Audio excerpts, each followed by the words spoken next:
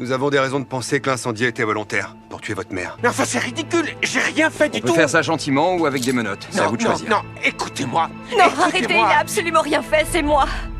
Quoi?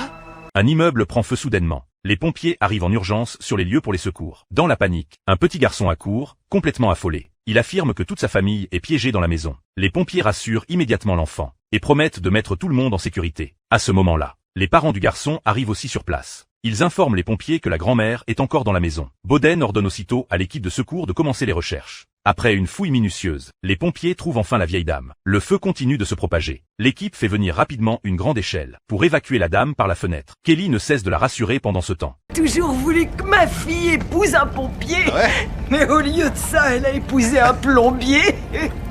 Elle m'écoute jamais.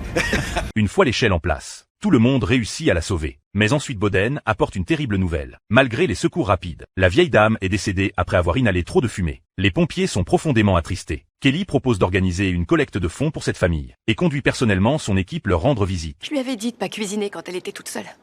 Pourquoi elle a mis cette casserole à bouillir? Jim, le gendre de la grand-mère, interrompt sans cesse sa femme. Il prétend que la mémoire de la vieille dame déclinait. Elle avait peut-être des problèmes cognitifs. Kelly propose alors spontanément une aide financière. Non, non, vous avez déjà tellement Non, fait ne dis pour pas nous. ça. C'est proposé gentiment.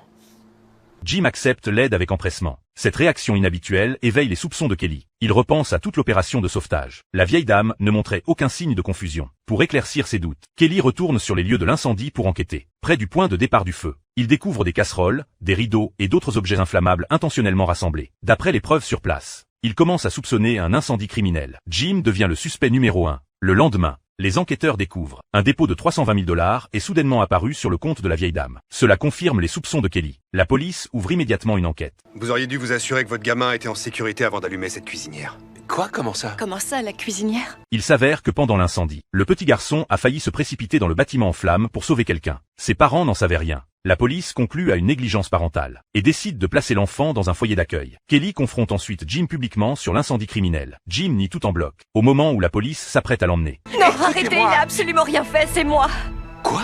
Tous les présents sont sous le choc. Personne n'aurait imaginé, pour mettre la main sur l'héritage de sa mère, cette femme a elle-même allumé le feu qui a tué sa propre mère.